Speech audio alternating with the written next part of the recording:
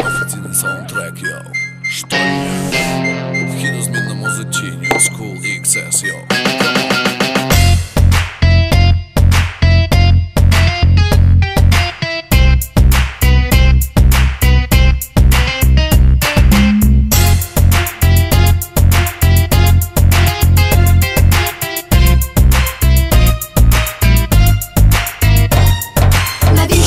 Поїхали туди, студенти навіть не чекали біди. Моментами їм здавалося прикольно залізти під землю у штольню.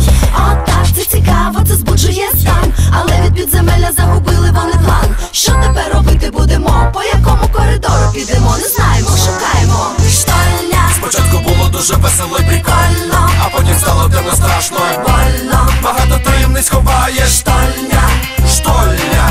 Штольня. Спочатку було дуже весело і прикольно, а потім стало темно, страшно і больно. Багато таємниць ховає штольня.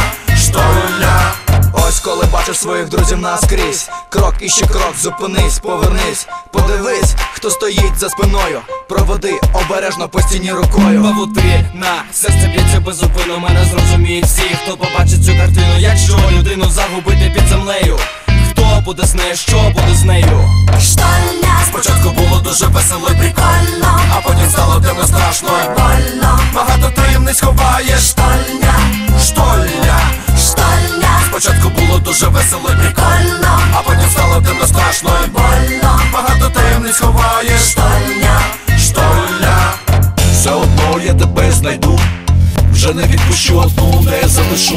Я не знаю, які двері відкриваю, але все одно тебе я відшукаю. Хто пройде цей страшний коридор, якщо не я, тоді хто? Так треба. Немає неба над головою, але ми виберемося з тобою. Штольня. Спочатку було дуже весело і прикольно, а потім стало темно, страшно і больно. Багато таємниць ховає штольня. Штольня.